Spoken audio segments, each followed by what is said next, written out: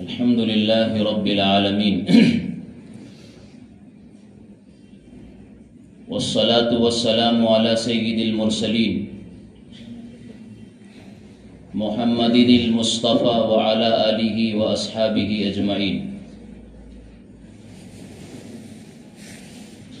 أعوذ بالله من الشيطان الرجيم. بسم الله الرحمن الرحيم. وقضى ربك ألا تعبدوا إلا إياه وبالوالدين إحسانا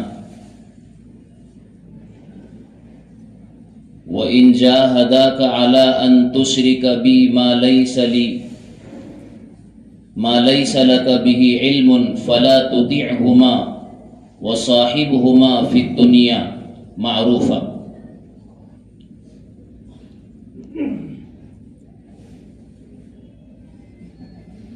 وقال النبي صلى الله عليه وسلم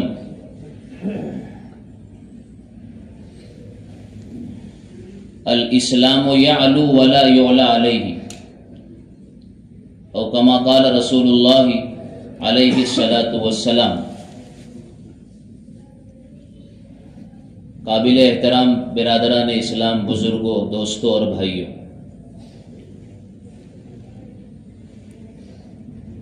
اسلام کی بنیاد عقیدہ توحید پر ہے.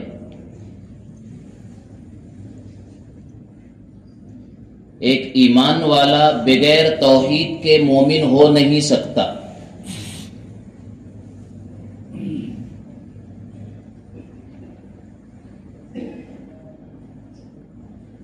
بنی الاسلام علی خمس شہادت ان لا الہ الا اللہ. اسلام کی یہ بنیاد ہے، اس بات کی گواہی اور شہادت کہ معبود صرف اللہ ہے، عبادت صرف اللہ کی ہوگی. دوسرے بھاشاؤں میں اور شبدوں میں اگر ہم کہیں گے تو پراتنا صرف ایشور کی ہوگی، وندنا صرف اوپر والے خدا کی ہوگی. وہی پرماتما ہے، وہی آخری اور اول. هو الاول والآخر، هو الظاہر والباطن. پوری کائنات اور کائنات کا ہر نظام اسی نے بنایا، وہی چلاتا ہے، وہی ختم بھی کرے گا. خدا ایشور پرماتما اس طاقت کو کہتے ہیں جو کسی سے وجود میں نہیں آیا، اس کو بنانے میں کسی کا کوئی کردار نہیں، اور ساری مخلوق کو بنانے والا صرف اکیلا وہی ہے. یہ ہے توحید. سمجھا رہا میں آپ کو. اب پوری مخلوق پر جتنے بھی نفع کے واقعات آئیں گے، وہ نفع وہیں سے آ رہا ہے، اس اللہ سے، اس خدا سے. اور جتنی نقصان کی شکلیں دنیا میں آئے گی کسی بھی مخلوق پر، وہ سارے نقصان کا خالق بھی، مالک بھی، دینے والا بھی وہی اللہ.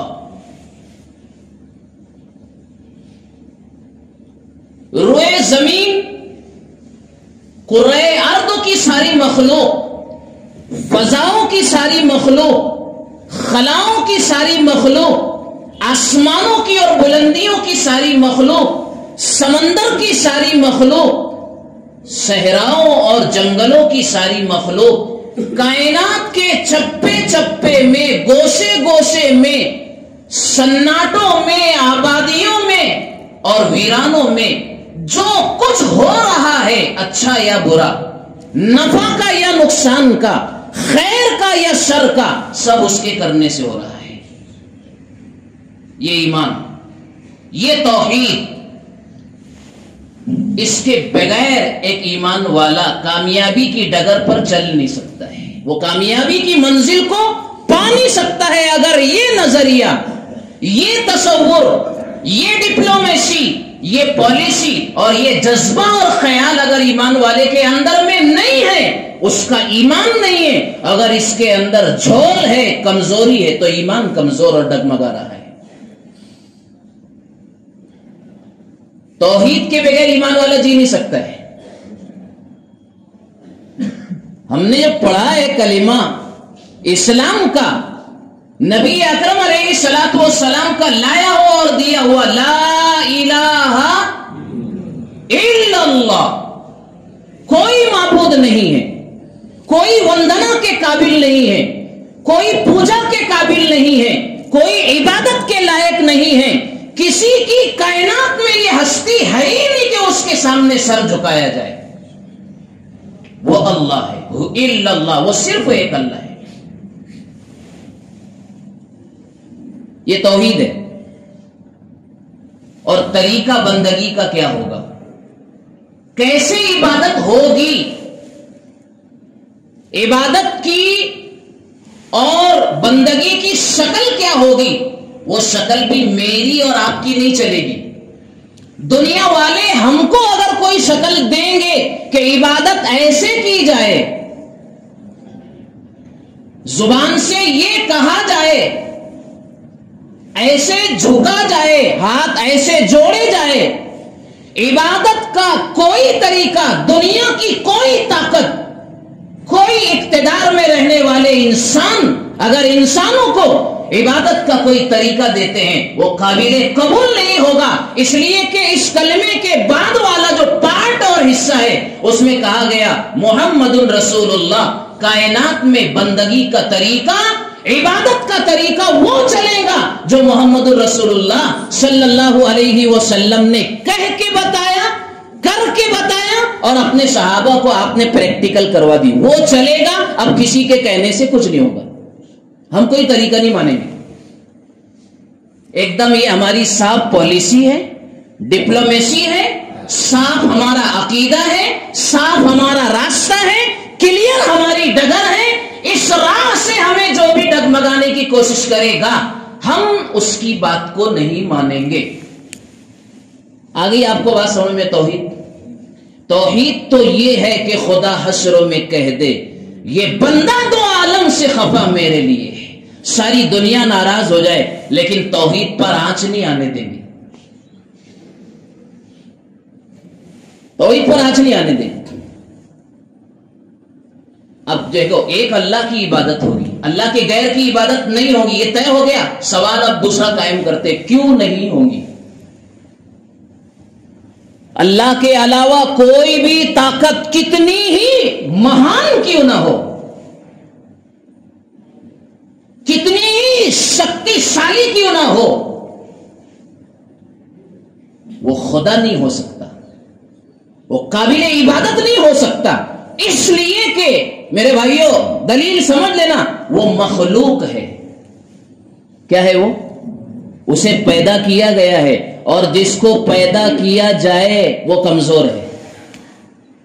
ہم کمزور ہے نا, کیونکہ پیدا ہونے میں خدا کے حکم کے محتاج, پیدا ہونے میں اللہ کے محتاج, پیدا ہونے میں ماں باپ کے محتاج, پیدا ہونے میں باہر کی ڈاکٹروں کی, نرس کی طاقتوں کے محتاج. خود سے کہاں گئے ہم؟ انسان تو چلتی پھرتی مخلوق ہے, حرکت والی مخلوق ہے, یہ مجبور ہے, یہ محتاج ہے اپنے وجود میں ایک طاقت کا, باہر کی اندرونی طاقت کا. جو مخلوق ہے وہ کمزور ہے, جو کمزور ہے اسے خدا نہیں بنایا جا سکتا. یہ اصول ہے,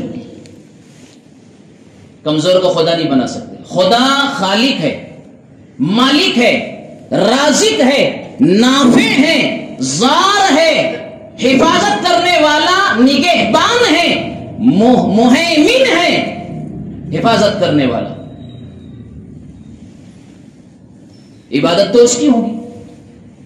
آسان لفظوں میں کہہ سکتے ہیں کہ گیت تو اسی کے کھائیں گے, گائیں گے جس کا کھاتے ہیں. گیت اسی کے گائے جائیں گے جس کا ہم کھاتے ہیں, اور کھاتے تو اللہ کا. ساری مخلوق کھلانے میں اللہ کی محتاج, نفع دینے میں اللہ کی محتاج, نقصان پہنچانے میں اللہ کی محتاج.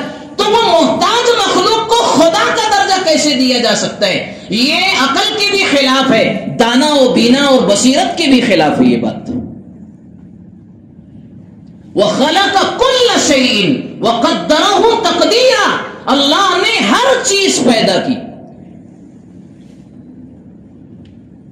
معبودان باطلہ کے سلسلے میں قرآن کریم نے بیان کیا ہے لَن يَخْلُقُوا ذُبَابًا وَلَوِ اجْتَمَعُوا لَهُ، ایک مکھی، سارے دنیا کے خدا مل کر ایک مکھی پیدا نہیں کر سکتے ہیں، قرآن کہہ رہا ہے وَلَوْ اجْتَمَعُوا لَهُ، سارے مل کر کے پوری طاقت جمع کر لے ایک مکھی کوئی پیدا کر سکتا ہے؟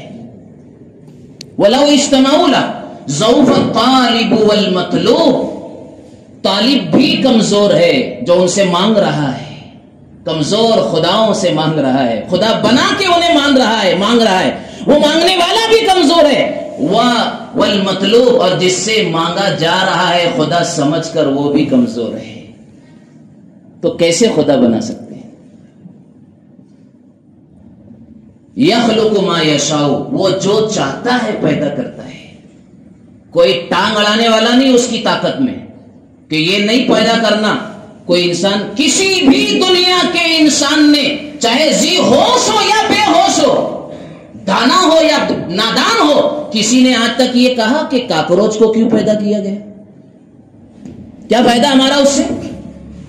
اور جو ہے دیواروں پر رینگنے والی چپکلی کو کیوں پیدا کیا گیا؟ کسی نے کہا کہ آج تک کسی دانا و بینا یا نادان نے یہ نہیں کہا کہ زہر کیوں بنایا گیا؟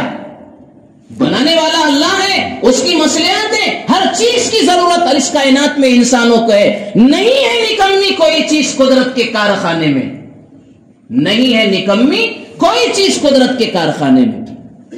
اللہ کی کاریگری پر، اللہ کی مخلوق پر، اس کی سجاوٹ پر، اس کی بناوٹ پر، اس کی تزئین کاری پر اور اس کے کائنات کو ڈیولپ کرنے پر آج تک دنیا میں کوئی انسان ایسا پیدا نہیں ہوا جس نے اعتراض اور انگلی اٹھائی ہو۔ اس کو خدا کہتے ہیں، جس کو کبھی خزاں نہیں آتی، جس کی طاقت کبھی کمزور نہیں ہوتی، جو ہر آن دیکھ رہا ہے، ہر پل ساری مخلوق کی نگہداشت کر رہا ہے، ساری مخلوق کو ہر آن، ہر لہجہ، ہر لمحہ روزی پہنچا رہا ہے۔ روزی پہنچانے کا حیرت انگیز نظام جس نے کائنات میں چلا رکھا ہے، رزق کو کسی کا چھوٹ نہیں سکتا ہے۔ خلاق اکبر سے صفی پتھر کے کیڑے کو غذا ملتی ہے پتھر سے، پتھروں میں خود روزی دینے والا خدا، وہی وندنا کے، وہی بندگی کے، وہی پرارتھنا کے اور وہی پوجا کے اور عبادت کے لائق ہے، اس کے علاوہ کوئی طاقت نہیں دنیا میں۔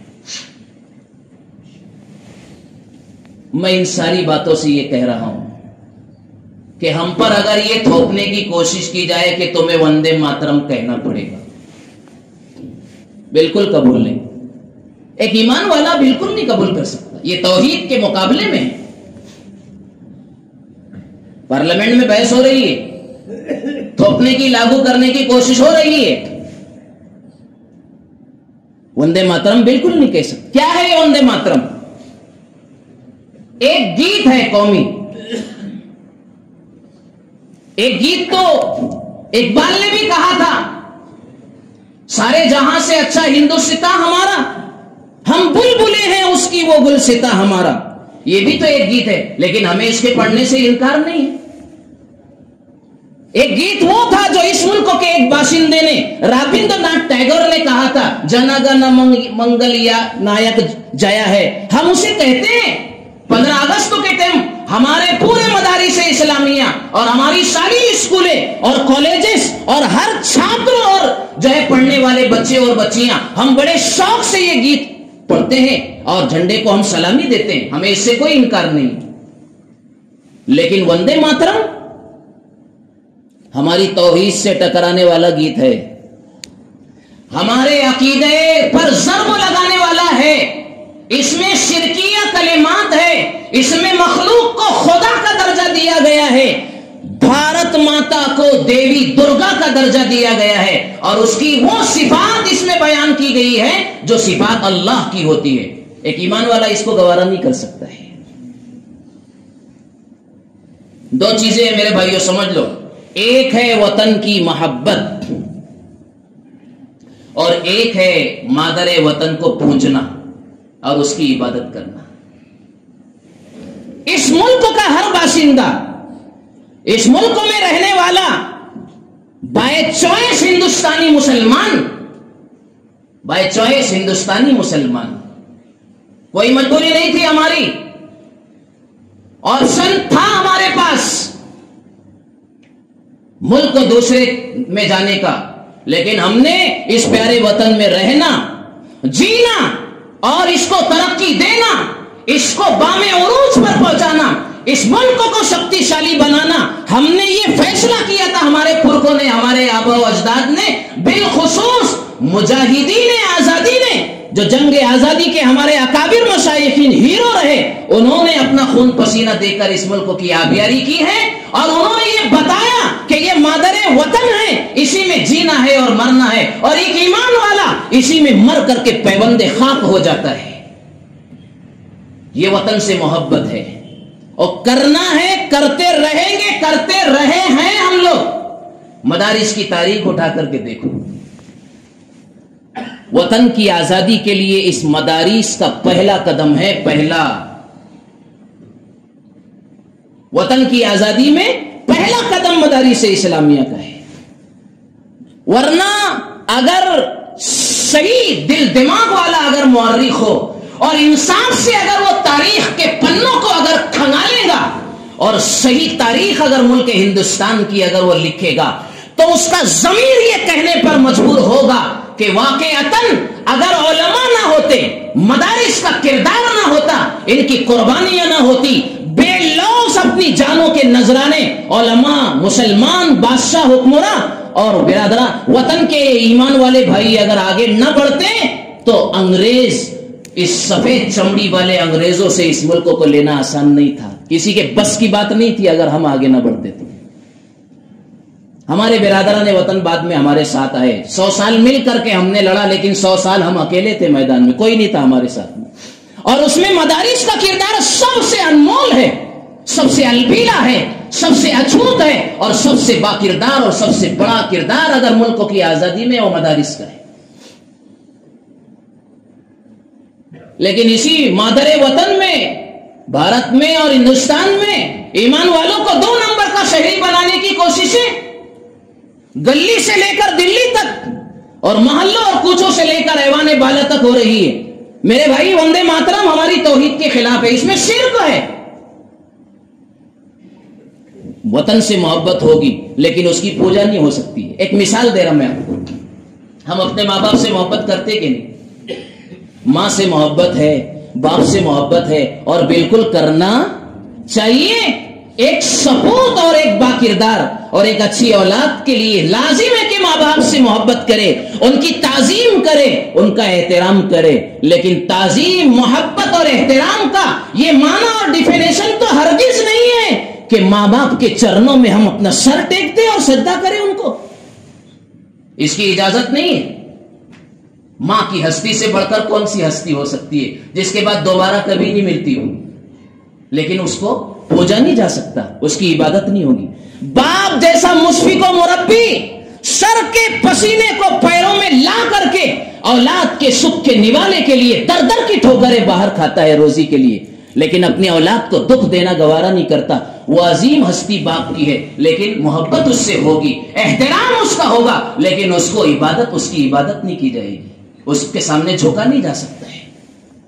یہ اصول ہے، عقل کا بھی اصول ہے، سوسائٹی کا بھی اصول ہے، شریعت کا بھی اصول ہے، اور ہمارے سنویدھان نے اور ہمارے کانسٹیٹیوشن نے جو ہمیں رائٹس دیے ہیں اور سنویدھان نے جو ہم کو ہمارا ادھیکار دیا ہے، وہ بھی یہ کہتا ہے کہ یہ نہیں کیا جا سکتا ہے. اسی کو کہا ہے ماجد دیوبندی نے کہ میں تیری محبت میں گرفتار ہوں، لیکن مادر وطن سے خطاب کرتے ہوئے کہا تھا میں تیری محبت میں گرفتار ہوں، لیکن تجھ کو میں خدا سمجھو یہ امکان نہیں ہے. ہر در پہ جھکے سر یہ میری شان نہیں ہے. سامان تجارت میرا ایمان نہیں ہے. ایمان ایسے بک جائے گا؟ نہیں بکے گا. اتنا سستا تھوڑی ہے. ہمارے پاس دینے کے لیے اور ہے کیا؟ ایمان کے علاوہ کون سی دولت ہے ہمارے پاس؟ یہ بھی دے دیں گے؟ نہیں دے سکتے. جو جان مانگو تو جان دیں گے, جو مال مانگو تو مال دیں گے, لیکن ہم سے یہ نہ ہو سکے گا کہ نبی کا جاہو جلال دے گے. ہاں ہم تیری محبت میں گرفتار ہے, لیکن مادر وطن سے ہم کہہ رہے ہیں تجھ کو خدا ہم سمجھے یہ امکان نہیں ہے, اور سامان تجارت میرا ایمان نہیں ہے, یہ بک نہیں سکتا ہے. قرآن کریم کیا کہہ رہا ہے دیکھیے, وَقَضَى رَبُّكَ أَلَّا تَعْبُدُوا إِلَّا إِيَّاهُ. اللہ تعالیٰ کا یہ فیصلہ ہے, اس کائنات کو بنانے والے خدا کا یہ فیصلہ ہے. اور کائنات اللہ نے اور خدا نے صرف مجھے اور ایمان والوں کو نہیں بنایا, سب کو بنایا. اور کتاب اللہ سب کی کتاب ہے, ہماری بھی ہے اور برادران وطن کی بھی ہے, ہر کمیونٹی کی یہ کتاب ہے. یہ الگ بات ہے کہ ہم نے ان کو یہ سمجھا نہیں پائے ہم کہ یہ تمہاری بھی کتاب ہے. اس میں اللہ کہہ رہے ہیں اللہ کا یہ فیصلہ ہے اللہ تعبدوا الا ایاہ, کہ بندگی عبادت اور پرارتھنا صرف میری ہوگی. وبالوالدین احسانا, والدین کے ساتھ حسن سلوک ہوگا, عبادت نہیں ہوگی, حسن سلوک ہوگا, محبت ہوگا, پریم ہوگا ماں باپ کے ساتھ. عبادت نہیں ہو سکتی ہے ماں باپ کی, اس لیے کہ وہ مخلوق ہے, مخلوق کی عبادت نہیں کی جاتی ہے, خالق کی عبادت کی جاتی ہے. اور دیکھیے آگے جو قرآن کریم نے بہت صاف لفظوں میں جو بات کہہ دی ہے, اصول بتا دیے, وہ کیا ہے, وَإِن جَاهَدَاكَ عَلَىٰ أَن تُشْرِكَ بِي مَا لَيْسَ لَكَ بِهِ عِلْمٌ. ماں باپ اگر تجھے مجبور کرے اس بات پر کہ تو مجھے میرے ساتھ کسی کو شریک کر, خدائی کا درجہ دے اس کی عبادت میں, اگر ماں باپ کسی بیٹے کو بیٹی کو اگر مجبور کرے, اللہ تعالیٰ کہہ رہے ہیں اگر کوئی ماں باپ کسی اپنی اولاد کو اگر شرک پر جو ہے مجبور کرے تو لا تطعهما, ان دونوں کی بات تجھے ماننا نہیں ہے, یہاں نافرمانی کرنا ہے, نہیں مانیں گے ان کی بات. شرک کو نہیں مانا جا سکتا, چاہے کہنے والے ماں باپ ہو.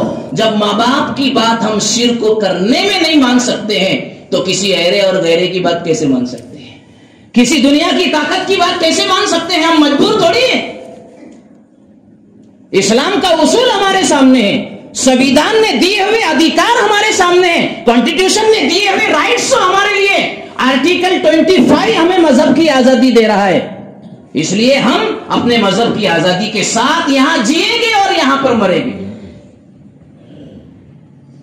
اس لیے میرے بھائی کوئی شرک کا کلمہ, کوئی کفر کا جملہ ہم نہیں کہہ سکتے. ہمارے بعض مسلمان بھائی بہت جب بے قابو ہوتے ہیں اور بہت زیادہ مطلب یہ کہ وہ غصے میں آ جاتے ہیں تو وہ کچھ جملے کچھ الفاظ کسی کے دباؤ کے بغیر ان کنٹرول ہونے کی وجہ سے, غصے سے بے قابو ہونے کی وجہ سے کہتے ہیں. مسلسل اگر گھر میں اگر پریشانیاں آ رہی ہو, روزی کی پریشانیاں, بیماریوں کا مسئلہ اگر کچھ ایسا ہو تو وہ کہتے ہیں کہ خدا کو میرا ہی گھر ملا تھا کیا. ارے بولتے کہ نہیں بولتے کچھ لوگ؟ ایک جملہ یہ کہا جاتا ہے. نمبر 2 جملہ یہ کہا جاتا ہے کہ اللہ تعالیٰ نے میری اولاد کو چھین لیا میرے سے, کوئی اور کی اولاد نہیں دکھی اس کو. نعوذ باللہ, ہم اللہ کی پناہ چاہتے ہیں ایسے جملہ کہنے سے. ایک جملہ اور کہتے ہیں ہمارے مسلمان بھائی, جہالت میں کہتے ہیں یا غصے سے بے قابو ہو کر کہتے ہیں خدا سو گیا کیا. بولے نعوذ باللہ, استغفر اللہ بولو سب. ہاں نعوذ باللہ, خدا سو گیا کیا. قرآن کریم سورہ یاسین, سورہ آیت الکرسی میں کہا جا رہا ہے لا تاخذہ سنۃ ولا نوم, اللہ تعالیٰ کو نیند بھی نہیں آتی, اللہ کو اونگ بھی نہیں آتی ہے. ہر پل اللہ تعالیٰ کا ڈائریکشن, اللہ کا آرڈر اور اللہ کی نگہداشت, نگرانی, حفاظت جاری ہے. تو ہی تو ہم جی رہے ہیں, پل رہے ہیں اور زندہ ہیں. اگر اللہ کی نگہداشت و نگرانی میرے بھائیوں مخلوق کے اوپر نہ ہوتی تو ہم کب کے ہلاک ہو جاتے. تو یہ کہنا کہ کیا خدا سو گیا ہے کیا, اس کو تو ہماری پرواہ ہی نہیں ہے, یہ جملے شرک والے ہیں, انسان کو کفر میں پہنچانے والے جملے ہیں, کفر تک پہنچانے والے. ایسے جملوں سے باز آنا چاہیے, رک جانا چاہیے, توبہ کرنا چاہیے, ایمان کو دوبارہ دوہرا لینا چاہیے, جس کو تجدید ایمان کہتے ہیں. ضروری ہے. جب اتنی نزاکت اور اتنی باریکی توحید کے سلسلے میں ہمارے یہاں ہے, توحید جو ہے نا ہماری, یہ بالکل دودھ کی طرح مزاج ہے اس کا. دودھ, کسی میلے کچیلے برتن میں اگر ہم دودھ ڈال دیتے ہیں تو پھٹ جاتا ہے، وہ برداشت نہیں کرتا. سالن ڈال دو تو کچھ نہیں ہوگا، ہے نا. کوئی اور جو ہے لیکوڈ مادہ ڈال دو تو نہیں ہوگا. لیکن دودھ کا مزاج نازک ہے، اسے انتہائی کلین اور انتہائی صاف ستھرا ظرف اور برتن چاہیے. ذرا بھی ہم نے اگر کوتاہی کی برتن میں تو دودھ بگڑ جاتا ہے، پھٹ جاتا ہے. مزاج توحید میرے بھائیوں اتنا ہی شریعت میں نازک ہے. اگر کہیں سے بھی توحید کے اندر اگر کوئی آنچ آتی ہے، کوئی رخنا آتا ہے، کوئی بگاڑ و فساد آتا ہے، قول کے اعتبار سے اگر کوئی کمزوری، عمل کے اعتبار سے اگر کوئی کمزوری آتی ہے، توحید اس کو برداشت نہیں کرتی ہے.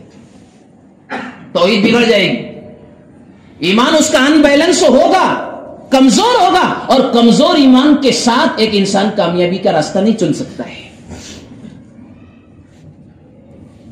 اس لیے کوئی طاقت کے بلبوتے پر ہمیں یہ کہنے پر مجبور نہ کرے، ہم نہیں کریں گے، اس کی مخالفت کریں گے ہم.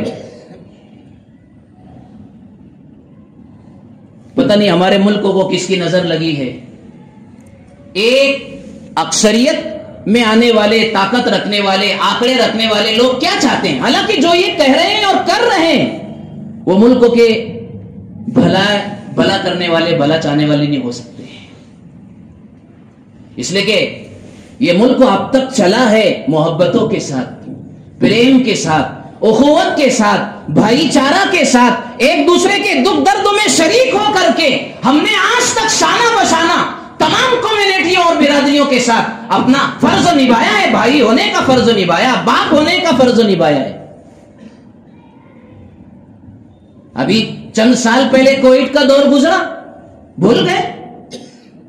چند سال گزرے ہیں جس میں پورے ملک پر نہیں، پوری دنیا پر ایک آفت آئی تھی کووڈ کی، جس میں جانیں ایسی جا رہی تھی تڑپ تڑپ کر کے کہ لاکھوں نہیں کروڑوں روپیہ آدمی کے پاس ہے، لیکن اس کو بچانے کی ہمت اور راستہ کسی کو سمجھ میں نہیں آ رہا تھا. یہی ایمان والے بھائی اس ملک میں رہنے والے وفادار ہیں اس ملک کے وہ تھے جنہوں نے لاشوں کو اٹھا کر کے ان کے جو ہے کہاں پہنچایا؟ جہاں انہیں پہنچانے کی ضرورت تھی. دواخانوں میں ایڈمٹ کیا.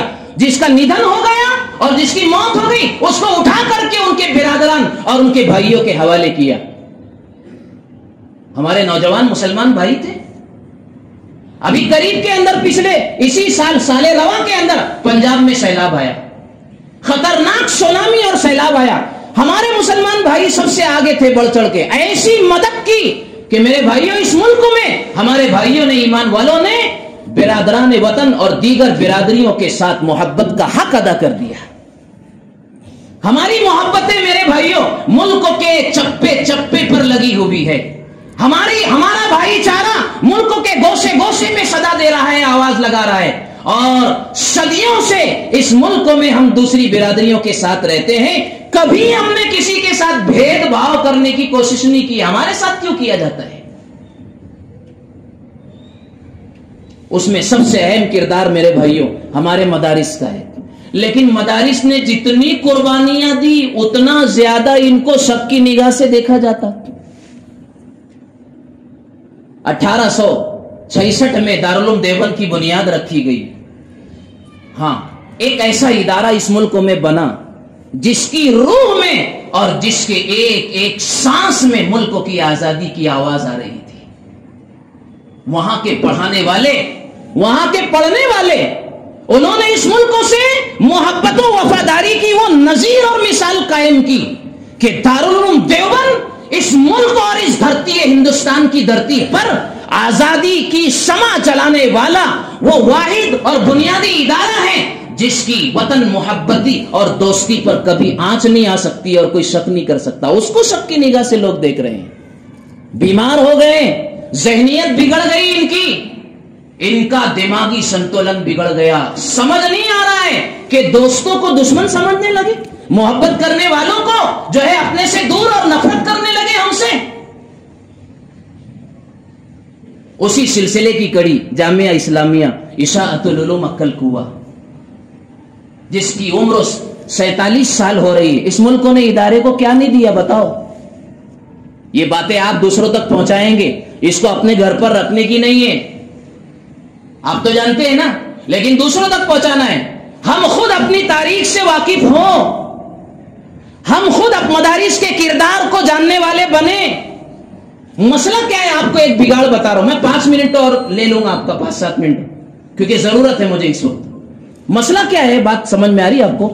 بدقسمتی سے اس ملک پر حکومت انگریزوں نے کی، برابر، اور بڑی مدت رہ گئے یہاں پر وہ نالائق، نیتیں بگڑ گئی، کیونکہ یہ ملک بڑا سونے کی چڑیا تھا.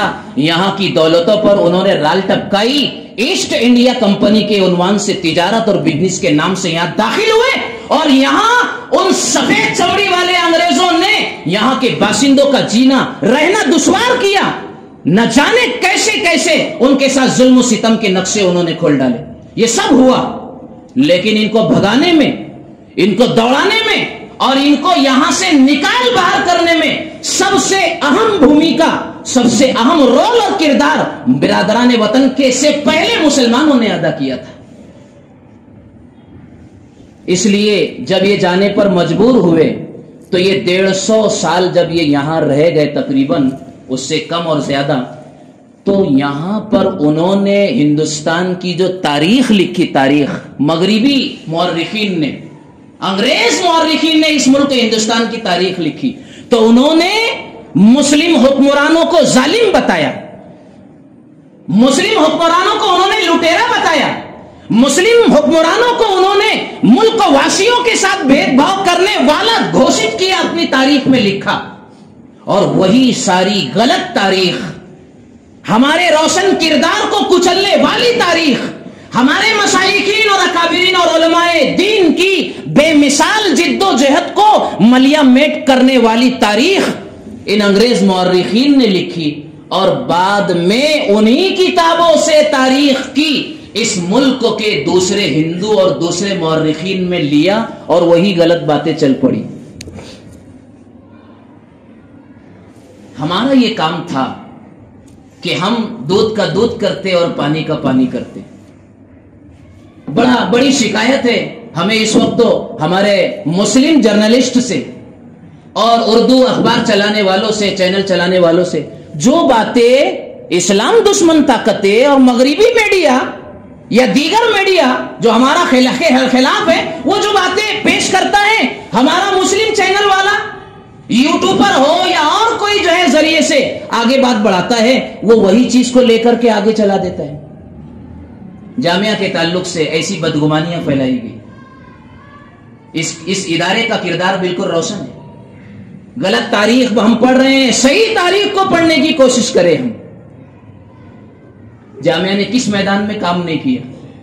ملک کو 1000 سے زیادہ ڈاکٹرز دیے، 25,000 سے زیادہ اس ملک کو حافظین قرآن دیے اس ادارے نے، 5,000 اور 4,000 سے زیادہ علماء شرع متین اور علماء دین اس ادارے نے اب تک پیدا کر دیے.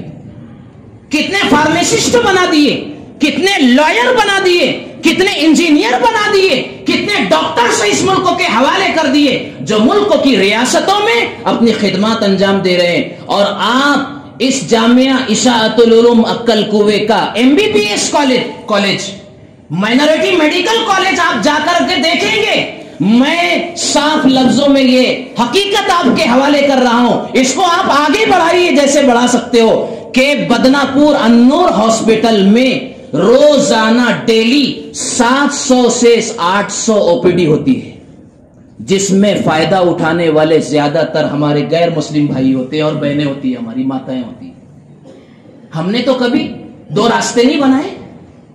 ہمارے لیے 2 راستے کیوں بنائے جاتے ہیں؟ اس ادارے نے ہمیشہ خدمات کیے. گزشتہ سالوں کے اندر پڑوسی شہر نندربار کے ریاستی وزیر اور دیگر منسٹروں کی موجودگی میں حضرت مولانا غلام محمد صاحب وستانوی رحمت اللہ علیہ نے اپنے ہاتھوں سے 1000 سے زیادہ ہمارے آدی باسی بھائی بچوں کو جو ہے بیگ تقسیم کیے، اسکول کے بیگ تقسیم کیے گئے. غریبوں اور یتیموں کا یہاں سے خیال رکھا جاتا ہے. آج بھی ادارے میں کام کرنے والے سینکڑوں مائیں اور بہنیں اور مرد و حضرات ہیں جو مسلمان نہیں ہیں، دوسری کمیونٹی اور برادری سے تعلق رکھتے ہیں. ہم نے اپنے دامن میں سب کو جگہ دی ہے. جامعہ کی آگوش میں ہر ایک آدمی روزی حاصل کرتا ہے اور وہاں جیتا ہے، اور اس کے ساتھ کوئی جو ہے ناروا سلوک نہیں کیا جاتا ہے. یہ ہماری تاریخ ہے، یہ ہماری زندگیوں کا روشن باب اور کھلی ہوئی کتاب ہے میرے بھائیوں.